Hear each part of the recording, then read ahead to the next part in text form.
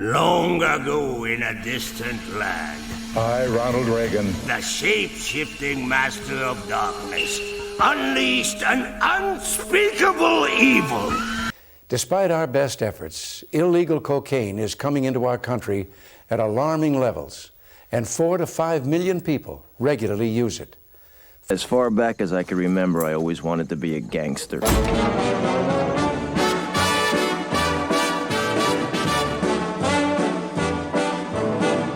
I know I'd go from rags to riches if you would only say you care. And though my pocket may be empty, I'd be a millionaire. My clothes may still be torn and tattered.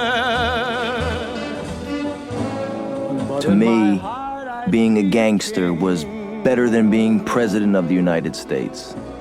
Worst president of all time. That is quite the accomplishment, actually. There's a lot of contestants, but why Reagan? He didn't own any slaves. His body count wasn't that high. The economy was doing pretty good, and he's beloved by most Americans. Why Reagan? Well, it's not for these 3 reasons, which we're all aware of. It's because he made one decision that was so stupid and destructive that no one knows about, which has significantly threatened humanity's existence ever since. Now, most Reagan stands love him for his charisma, tax cuts, diplomacy, patriotism, and one-liners. And I'm not even going to lie, there were plenty of those. Mr. Gorbachev, tear down this wall. And I want you to know that also, I will not make age an issue of this campaign. I am not going to exploit, for political purposes, my opponent's youth and inexperience. He was really charming, which blinded a lot of people into ignoring his evil. It also helps his legacy that the 80s, the decade of his reign, was extremely nostalgic. Colors were brighter, shopping malls were thriving, teen movies, Cheers, The Terminator, Back to the Future, Star Wars, Prince, Madonna, and Michael Jackson were all in their prime. MTV, music videos were invented. We still bump 80s music to this day unapologetically. Pop culture was at its peak. Everyone was just happy. And due to nostalgia, people subconsciously associate the 80s culturally with Reagan because he had so much class. But that doesn't make a good president. The point is, ladies and gentlemen, that greed, for lack of a better word, is good. He's the father of trickle-down economics, which is basically where you let rich people not pay taxes, and in theory, it ends up going to poor people. Hasn't really happened yet, but maybe real Reaganomics hasn't been tried yet.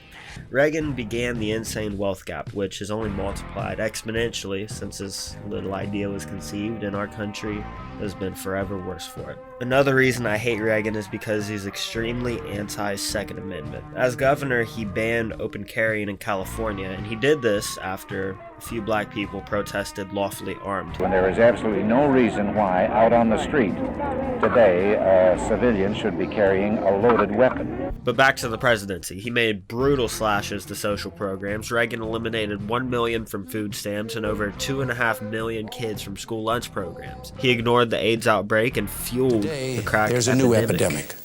Smokable cocaine, otherwise known as crack. It is an explosively destructive and often lethal substance which is crushing its users. It is an uncontrolled fire. You are a teenager and perhaps barely that. You live in an inner city ghetto. You probably have dropped out of school. And you have a chance to earn $1,000 a week selling crack. What do? You sell crack. Higher, baby. Get higher, baby. Get higher, baby. And don't ever come down for your race. Enter the war on drugs. The war on drugs, first started by Nixon, was expanded under Reagan with harsher laws for drug-related crimes. But this only led to more poverty and more crime. He implemented mandatory minimums, which made it to where if you were found with possession of 5 grams of crack, you'd get 5 years in prison minimum. Maximum 40 years. The same punishment was given to someone caught with a minimum possession of 500 grams of cocaine. If you were caught with 499 grams of cocaine, you'd get out in a year. Even though cocaine was also a deadly drug, there was a 100-to-1 sentencing disparity against crack. America has only 5% of the humans in the world, yet over 20% of the world's prisoners. A big contributor to that, well, there's been many, but a big one was Reagan, thanks to his cruel and unusual punishments. If you were hanging out with your buddy and you were stopped by the police and your buddy had 10 grams in his pocket, the cop, as he was arresting you, would put 5 grams in your pocket, and just like that, your life was over. This wasn't an uncommon scenario. This is where systematic racism becomes unavoidable. 2/3 of crack users were white, but between the 88 Anti-Drug Abuse Act being signed and the 94 Crime Bill being signed, not a single white person was convicted of a federal crack offense in Los Angeles. It's clear who the war on drugs targeted. It wasn't a war on drugs. It wasn't even a war on the suppliers of drugs. It was a war on the victims of drugs, and the drugs won. If you've got to die for something, this sure as hell ain't it. The majority of the American public perceived the war on drugs as a few anti-drug PSAs by Reagan's wife.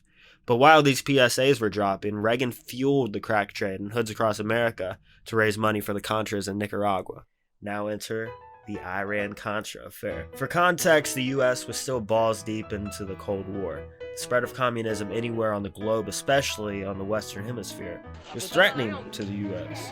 In 1979, a communist group called the Sandinistas seized power in Nicaragua. Terrorist rebels emerged in the early 80s called the Contras. Reagan loved the Contras. He compared them to the founding fathers from 1776. But most of the Contras funding came from the cocaine trade, so this is when Reagan started selling crack, just very, very indirectly.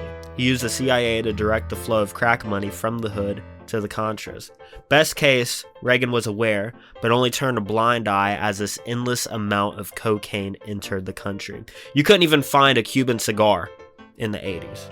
Why the fuck was there so much crack? Congress passed the Boland Amendment in 1982, which restricted the CIA from financially assisting any groups trying to overthrow Nicaragua. Reagan decided to help the Contras anyway. In 1985, Iran captured 7 American citizens. So Reagan made a secret deal with Iran, even after he declared publicly that our government has a firm policy not to capitulate to terrorist demands. You see, North secretly sold missiles to a harmless country called Iran that would always be a grateful ally. Then he gave the profits to the Contras. Genius! In spite of the wildly speculative and false stories about arms for hostages and alleged ransom payments, we did not trade weapons or anything else for hostages, nor will we. This broke out publicly. Reagan denied the allegations, but a CIA guy named Ollie North testified and admitted that he funneled money to the Contras and that Reagan knew about it. A few months ago, I told the American people I did not trade arms for hostages. My heart and my best intentions still tell me that's true, but the facts and the evidence tell me it is not. Reagan would have been impeached, but he was near the end of his presidency when this unraveled, and he had one of the highest approval ratings of any sitting U.S. president. At the end of the day, Reagan was one of the biggest gangsters of all time. There's no denying that. He slung cocaine from the White House to a bunch of poor people. They gave him everything they had. Then he took away their food while giving billions of dollars in tax breaks to his associates. He used that drug money to build his own army so he could topple a foreign government he didn't like. He got caught, as all gangsters do, but he had no one to rat to. He was the president of the United States of America. So he went home with his wife and lived happily until he died at 93 years old. But this is all just basic bitch presidential activities. Do you think this really makes him the worst one? I'm not even sure if it puts him in the top 10. Let's talk about the decision. Ever since the Cuban Missile Crisis, presidents tried easing tensions with the Soviets. Calm down. But Reagan didn't want to. Reagan increased the military budget by hundreds of billions of dollars with the belief that the Soviets wouldn't be able to keep up. And he was right. While this had short-term success, this was a disaster in the long run, as later presidents took advantage of Reagan's precedent, and we now spend almost $750 billion yearly on the military with no enemy. Anyway, when it was clear that the USSR was close to expiration, Reagan began negotiations in '85 with Gorbachev, and they got along well. Gorbachev proposed complete nuclear disarmament. He called for the elimination of all nuclear weapons by 2000. This was a bold deal, and even a lot in Reagan's circle urged him to take the deal. But then he turned to Richard Pearl and got the worst advice of all time. Pearl warned that it would strengthen the Soviets' economy, because that's what was important. And he said that it would ruin Reagan's SDI plan, which was coined the Star Wars program based on how much of a sci-fi pipe dream it was. Reagan basically thought that he could put up satellites in space equipped with high-powered lasers that could shoot down nukes mid-transit. Every scientist, and Pearl himself, knew Star Wars was a fantasy. Only Reagan believed in it.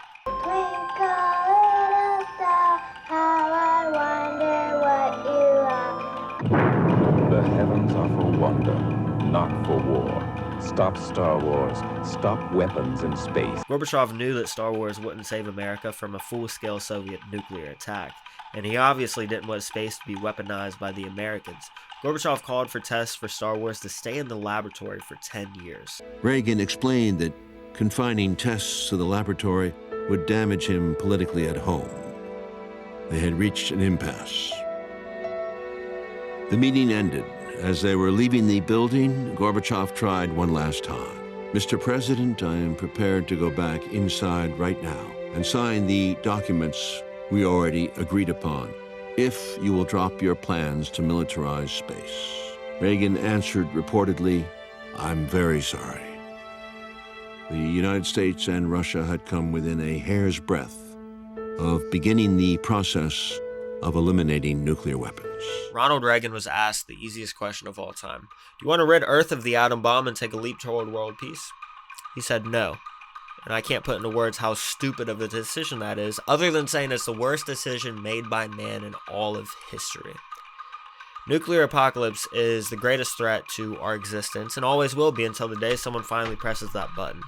And that button is going to be there because Reagan said no. Because Reagan was too stubborn for a wet dream that was scientifically impossible. Fuck Ronald Reagan. I hope he is burning in hell as I'm speaking right now and getting continuously R-worded by Genghis Khan and Jeffrey Epstein until the end of infinity. Did you ever realize that we live in a world where good men are murdered and mediocre hacks thrive? You ever notice that?